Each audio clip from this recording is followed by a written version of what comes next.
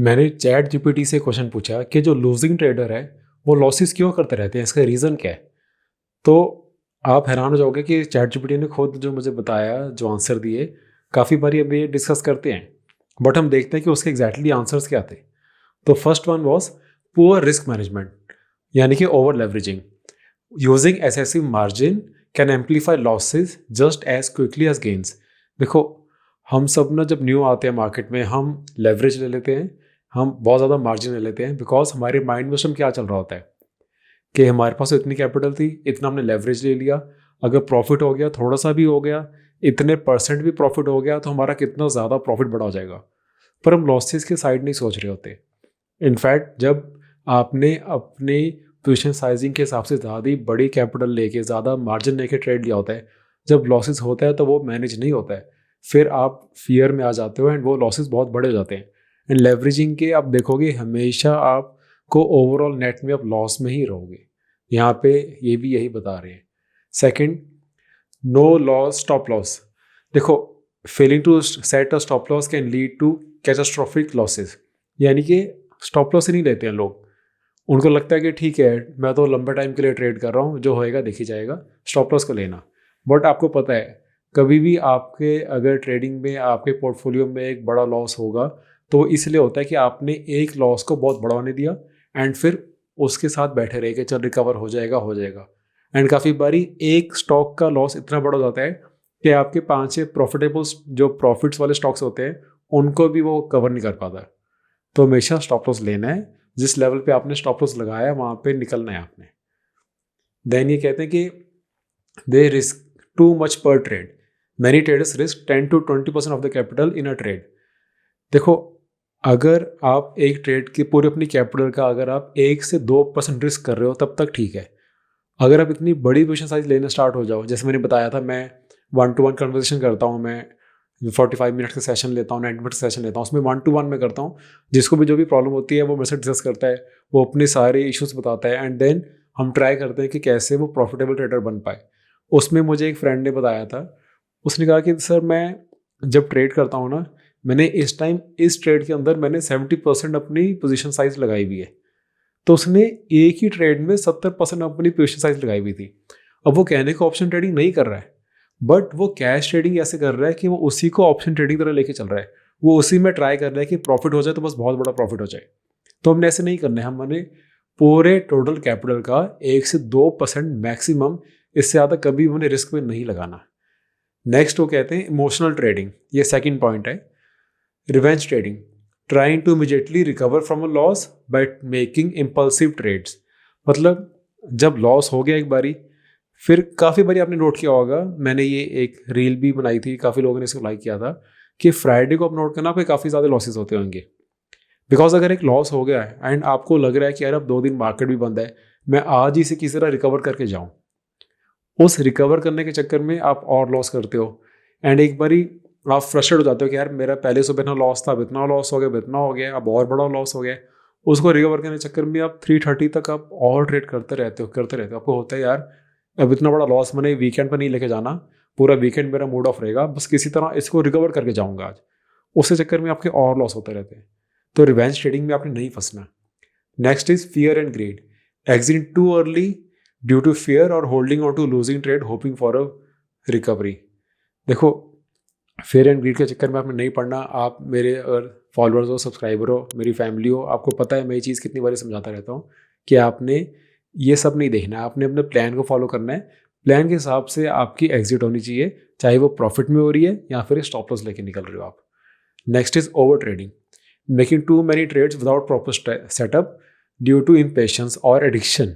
ये addiction word बहुत ज़रूरी इन्होंने यहाँ पे समझाया है कि देखो, ओवर ट्रेडिंग हम क्यों करते हैं। हमें लगता है कि जब प्रॉफिट आता है, हमें लगता है और अच्छा प्रॉफिट आ जाए, अब और ट्रेड्स कर लेते हैं। जब लॉस होता है फिर हमें लगता है कि अब इस लॉस को रिकवर कर लें। हमें काफ़ी बारी खुद पता ही नहीं चलता कि हम एडिक्शन के फेज़ में आ चुके हैं। और ये मार्केट एडिक्शन ऐसी एडिक्शन है ना कि और सारी बड़ी बड़ी एडिक्शन इसके सामने बहुत छोटी पड़ जाती है। जो एक बारी मार्केट के ओवर ट्रेडिंग में फेज़ में आ गया ना, आप खुद देखना, आप या तो खुद ये चीज़ कर रहे होगे या आपके कोई फ्रेंड्स कर रहे होंगे कि वो अगर बहुत ज़्यादा ओवर ट्रेडिंग में फंसे में हैं, एंड वीकेंड आता है, उनसे वीकेंड ही पास नहीं होता, उन्हें होता है यार जल्दी मंडे मार्केट खुले, मैं ट्रेड करूं। जब मार्केट की हॉलीडेज होती है, लॉन्ग वीकेंड आ जाता है, तब उनसे रहा ही नहीं जाता है। ये क्लियरली साइंस है कि वो एडिक्टेड हैं, वो नशे में है लिटरली। इसको वो जितनी जल्दी समझ लेंगे उतना उनके लिए अच्छा होगा। Next is, third point is lack of clear strategy. देखो, काफ़ी लोगों को अभी यही नहीं है कि स्ट्रेटजी नहीं पता, वो बस किसी पे डिपेंड रहे कि ट्रेड्स ले रहे हैं, किसी ने कुछ कह दिया वो ले लिया। वो आई नो अब इस टाइम पे बिकॉज इतने मार्केट में नॉलेज है, इतने लोग अच्छे पॉडकास्ट भी दे रहे हैं, काफ़ी नॉलेज ऑलरेडी है मार्केट में, बुक्स बहुत अच्छी आई हुई है ट्रेडिंग की, तो काफ़ी लोगों को नॉलेज है। बट अभी भी थोड़े से परसेंटेज लोग ऐसे हैं जो बिना स्ट्रेटजीज के बस किसी पे डिपेंड होकर ट्रेड करते हैं। तो आपने वो नहीं रहना। एंड अगर आपके पास अभी तक कोई स्ट्रेटजी नहीं है तो मैंने नीचे लिंक दिया हुआ है अपनी वीडियो सीरीज़ का, उसमें बहुत ईजी वे में मैंने बिल्कुल basic to advance swing trading strategy सारी समझाया हुआ है। इसके बाद आपको टेक्निकल पार्ट ऑफ ट्रेडिंग के लिए किसी से कुछ नहीं पूछना पड़ेगा, कौन सा स्टॉक अच्छा लग रहा है, कौन सा नहीं लग रहा, कौन सा स्टॉक कहाँ लेना है, एग्जैक्टली कहाँ तक रखना है एंड कहाँ एग्जिट करना है, ये सारा आपको इस वीडियो सीरीज में से सारा समझ आ जाएगा।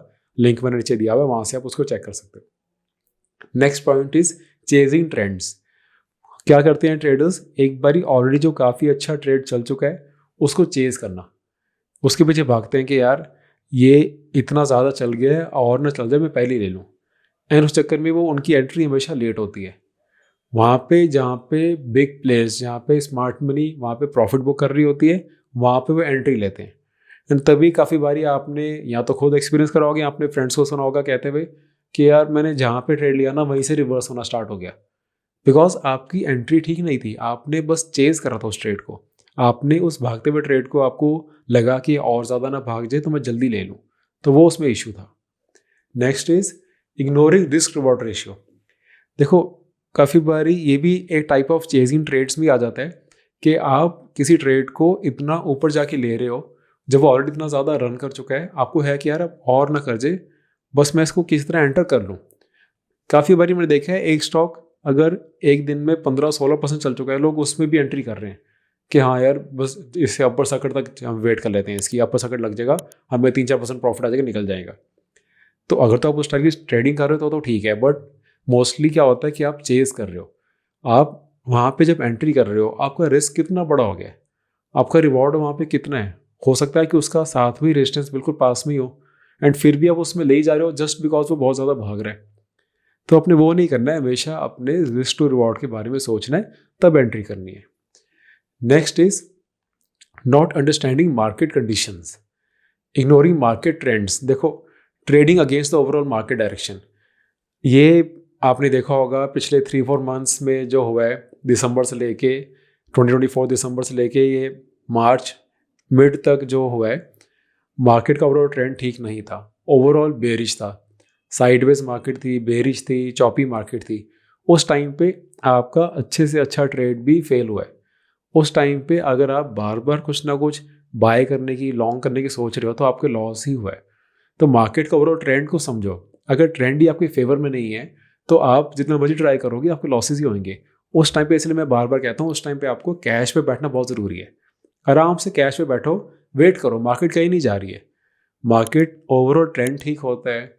वो ट्रेंड आप कैसे देख सकते हो, आप हायर हाई हायर लोज देख सकते हो, आप ये देख सकते हो कि आपके इंपॉर्टेंट मूविंग एवरेजेस के ऊपर वो स्टॉक है कि नहीं है। Overall index Nifty, bank Nifty, small cap, mid cap, ये ओवरऑल इंपॉर्टेंट मूविंग एवरेजेस के ऊपर है कि नहीं है। एक बार ये भी ऊपर है, मोमेंटम ठीक है मार्केट में, तब आपके ट्रेड्स बहुत ईजिली चलेंगे, तब आपको बहुत ज़्यादा हाथ पैर नहीं मारना पड़ेगा। बट वो मार्केट कंडीशंस की वेट तो करो, ओवरऑल मार्केट का जो ट्रेंड है उसके साथ रहो, उसके अगेंस्ट मत रहो। Next is failing to adapt, कि अपनी जो स्ट्रेटजीज है उसको वॉलेटाइल मार्केट्स में आप अडेप्ट नहीं कर रहे। अब या तो आप वॉलेटाइल मार्केट्स में आप रेजिस्टेंस और सपोर्ट्स के बीच में आप ट्रेड कर सकते हो तो ठीक है, अदरवाइज अगेन कैश में बैठो, कुछ मत करो। बट आपको मार्केट के कंडीशंस के हिसाब से ट्रेड करना है। अगेन वो पॉइंट, आपको बस जो अपने आपने सोचा कि यार मैं तो बस लॉन्ग करूँगा, मुझे जो भी बस ब्रेकआउट दिखे लॉन्ग करूँगा, चाहे पूरी मार्केट कहीं भी जा रही है मैं तो अपना उस पर लॉन्ग करता रहूँगा एक ही स्टॉक जो मुझे ठीक लग रहा है, तो वो हो सकता है कि चल जाए। बट अगर ओवरऑल मार्केट कंडीशन नहीं ठीक है तो उसके भी चांस है कि वो ब्रेकआउट दे के भी वहाँ से फॉल्स होकर नीचे दोबारा आ जाएगा, आपको ट्रैप कर लेगा। तो इसलिए वेट करो, ओवरऑल मार्केट कंडीशंस को इम्प्रूव होने दो, तब ट्रेड्स में एंट्री लो। Next point is fifth point is psychological weakness, ego and over confidence, thinking you are always right and refusing to cut losses. देखो, जब प्रॉफिट आने स्टार्ट होते हैं ना, तो लोगों को ओवर कॉन्फिडेंस आ ही जाता है। हमें लगता है कि अब हमें समझ आ गई ट्रेडिंग कैसे करनी है, इतनी देर तक हमने लॉस किया है, अब हम परफेक्ट हो गए। एंड जब आपको लगना स्टार्ट हो जाए ना कि अब परफेक्ट हो गए, वहीं से लॉसेस स्टार्ट होते हैं। वहीं पे आप परफेक्ट होने के चक्कर में, ओवर कॉन्फिडेंस के चक्कर में आप इतनी बड़ी पोजीशन साइज लेना स्टार्ट कर देते हो कि वहीं पे अगर एक भी आपका गलत ट्रेड डल गया ना, वो एक ही गलत पोजीशन आपको इतना बड़ा लॉस दे देती है कि देन आप फिर इतने ज़्यादा फियर में आ जाते हो कि आपको लगता है कि यार मैं ट्रेड ही नहीं कर सकता। फिर आप बहुत डरते हो, फिर आप जितनी पहली पोजीशन लेते थे आप उससे आप 10% छोटी पोजीशन भी नहीं अब ले सकते। मतलब अगर पहले आप 100 रुपये से ट्रेड करते थे, आप 10 रुपये से भी ट्रेड नहीं कर पा रहे, आप इतना ज़्यादा आपको फियर आ जाएगा। तो ये क्यों होता है? क्योंकि आप एक्सट्रीम फियर एंड ग्रीड में आ गए हो। बिकॉज आपको एक्सट्रीम या तो बहुत ओवर कॉन्फिडेंस आ जाता है कोई ट्रेड में अच्छा प्रॉफिट हो जाए तो, या फिर लॉस हो जाए तो आप बहुत ज़्यादा डर जाते हो। तो आपने अपने आप को स्टेबल रखना है। अगर आपका एक क्लियर प्लान होगा, अगर आपको किसी ट्रेड में एंट्री से पहले पता होगा कि यार ये पॉइंट है जहाँ पे मैंने निकलना है, कुछ भी हो जाए, जब आपको ये चीज़ पता होगी फिर आप ऐसे गलतियाँ नहीं करोगे। फिर आपको पता होगा कि हाँ, ये मेरा एक स्टॉप लॉस लेवल है, इसके हिसाब से मैं इतनी क्वांटिटी ले रहा हूँ, तो मैक्सिमम लॉस मेरा रुपए के हिसाब से इतना होगा। जब आपको ये चीज़ पहले ही पता है, फिर उसमें फियर का कोई पॉइंट नहीं रह जाता। बट वो स्ट्रेटजी के हिसाब से आपका स्टॉप लॉस पहले मार्क होना चाहिए। या तो अपनी ट्रेडिंग जर्नल पे उसको लिख के रख लो वो लेवल को, या फिर सिंपली अपने ट्रेडिंग व्यू में या जहाँ पे भी आप चार्ट देख रहे हो उस पर सिंपली हॉरिजॉन्टल लाइन मार्क कर दो कि ये मेरा मैक्सिमम लॉस है, इसके नीचे अगर आएगा तो मैं निकल जाऊंगा, निकल जाऊंगी, मैंने इसके बाद नहीं सोचना है। ये चीज़ आप कर लोगे तो आपका बहुत मेंटल जो आपका पीस में आप आ जाओगे, आपका बहुत प्रेशर निकल जाएगा इसी से। Next is confirmation bias, only looking for information that supports your idea. इसमें मैं अपना खुद का एग्जांपल देता हूँ। मैं अब स्विंग ट्रेड जब कर रहा था स्टार्टिंग में भी, जब कोई ट्रेड ठीक चलता था तो मैं बहुत खुश होता था। एंड जब कोई ट्रेड लॉस में आ रहा है जहाँ मुझे स्टॉप लॉस लेना चाहिए, वहाँ पे मैं कंफर्मेशन बायस के चक्कर में आ जाता था। मैं अपने फ्रेंड्स को पूछता था कि देखिए ये स्टॉक ठीक तो है, अच्छा स्टॉक है ना, मैं ऐसे क्यों निकलूँ इतनी जल्दी, जबकि मुझे पता है कि मैंने एक स्विंग ट्रेड के लिए लिया है एंड उसके हिसाब से मेरा स्टॉप लॉस हिट हो रहा है, बट मैं नहीं लेता। एंड देन काफ़ी बारी मैं उस स्टॉक के फंडामेंटल्स खोल के बैठ जाता था कि यार कंपनी तो अच्छी है यार, कोई बात नहीं, थोड़ी देर नीचे चल रही है तो दोबारा रिकवर हो जाएगी। अगर तो आप लॉन्ग टर्म कर रहे हो, आपको कंपनी के फंडामेंटल्स पे ट्रस्ट है, अगर तो आपने कंपनी के फंडामेंटल्स के हिसाब से अपनी एंट्री की थी तो ठीक है। बट आपने एंट्री की थी टेक्निकल के हिसाब से, आपने एंट्री की थी एंड उसमें आपने स्टॉप लॉस देखा था एंड आप उस स्टॉप लॉस को ले नहीं रहे हो एंड बस बहाने ढूंढ रहे हो कि किसी भी तरह आप उस पर आराम से बैठे रहो ताकि आप अपनी ईगो ना हर्ट करो एंड वो स्टॉक रिकवर हो जाए एंड आपको लॉस दोबारा से ख़त्म हो जाए, तो वो गलत होता है। उसमें आप अगर कंफर्मेशन ढूंढते रहो कहीं ना कहीं से, कोई ना कोई सोर्सेज से आप कंफर्मेशन ढूंढते रहो, उसको कहते हैं कंफर्मेशन बायस। वो हमने उसमें नहीं फंसना। And last is FOMO.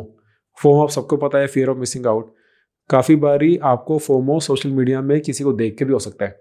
आपको लगेगा यार इस बंदे ने इतना प्रॉफिट कर लिया इस साल, मैं तो कुछ भी नहीं कर पा रहा हूँ, इसने ये ट्रेड ले लिया है, इसने चार्ट डाला इस ट्रेड का, मैं भी ये ट्रेड ले लेता हूँ। तो आप उस सब में आपने नहीं फंसना। Last point is not having a long term perspective, focusing only on short term gains. देखो, आप स्विंग ट्रेडिंग कर रहे हो, आप कुछ भी इंट्राडे कर रहे हो, अगर आपको प्रॉफिट आ रहा है ठीक है, बट एक लॉन्ग टर्म पर्सपेक्टिव रखो। आप मार्केट में आए थे कि अपनी ओवरऑल एक वेल्थ बिल्ड करने के लिए भी, तो एक हमेशा लॉन्ग टर्म पोर्टफोलियो भी आपका होना चाहिए। सिर्फ छोटी छोटी ट्रेड्स कर करके कभी भी आप बहुत ज़्यादा अमीर नहीं बन पाओगे। उससे ठीक है, हो सकता है कि एक टाइम बाद आके आपके एक्सपेंसेस निकलने स्टार्ट हो जाए, बट हमेशा एक लॉन्ग टर्म पर्सपेक्टिव भी रखो। मार्केट को एज अ बिजनेस लेके चलो। आपने इसके अंदर हर मंथ, चाहे आप ETF में करो, चाहे कहीं पे भी आपको म्यूचुअल फंड्स पसंद है, जो भी पसंद है, वहाँ पे एक हर मंथ एक सिप भी करते रहो, सो दैट एक टाइम बाद जाके आपकी एक अच्छी कॉर्पस क्रिएट हो जाए। सिर्फ मार्केट को शॉर्ट टर्म के वे से ही ना देखते रहो। And last point is no capital preservation mindset, कि आप अपनी जो ट्रेडिंग कैपिटल है उसको प्रिजर्व करने के माइंडसेट से नहीं आते हैं। तो देखो, काफ़ी लोग मुझे पूछते हैं कि सर मैं ट्रेडिंग मैंने स्टार्ट करी इस साल, बताओ मैं एक साल में कितना प्रॉफिट कर सकता हूँ, कितनी रिटर्न्स मुझे आ सकती है। मैं कहता हूँ ज़ीरो। वो कहते हैं ज़ीरो। मैं कहता है यार, जब अगर आप पहले साल में अपनी कैपिटल प्रिजर्व कर लो ना, वो बहुत बड़ी बात है। ज़्यादातर ट्रेडर्स पहले साल में ही वाइप आउट हो जाते हैं एंड बाहर होते हैं मार्केट से। तो आपने जब मार्केट में आए हो ना, आपने ये नहीं सोचना मैं कितने रिटर्न्स बना सकता हूँ, आपने सोचना है कि मेरी कैपिटल कैसे मैं बचा सकता हूँ। आपने हमेशा डिफेंसिव होके अपनी कैपिटल को बचाने के बारे में सोचना है। अगर आप मार्केट में लंबा टिक गए एंड अपनी कैपिटल आपने बचा ली तो प्रॉफिट्स बड़े आराम से अपने आप आएंगे, क्योंकि आप इतना एक्सपीरियंस हो चुके होंगे। बट अगर आपकी कैपिटल प्रिजर्वेशन नहीं होगी माइंड में, आपको होगा कि बस मैं जल्दी से बड़े प्रॉफिट्स कैसे कर लूँ, जल्दी से मैं बस रिटायर हो जाऊँ, मैं फाइनेंशियली फ्री हो जाऊँ मार्केट में आके, तो आपके लॉसेज ही होते रहेंगे। अगर आपकी कैपिटल नहीं बची फिर कुछ भी कोई फ़ायदा ही नहीं है, ना ऐसी वीडियोस देखने का, ना कोई स्ट्रेटजी सीखने का। तो कैपिटल प्रिजर्व करना सबसे बड़ी बात है। तो आई होप ये जो ChatGPT ने मुझे जो आंसर्स दिए थे एंड जो मैंने इनके बारे में आपको एक्सप्लेन किया है, इससे आप रिलेट कर पा रहे हो। कोई और इसमें अगर कोई आंसर है, कोई पॉइंट है जो रह गया है, वो नीचे में कमेंट्स में बताओ। एंड आपको किस टाइप की और वीडियो चाहिए, एग्जैक्ट टॉपिक आपको कौन सी वीडियो को चाहिए, आप मुझे वो भी नीचे बता सकते हो। And I will see you in next video. Thank you.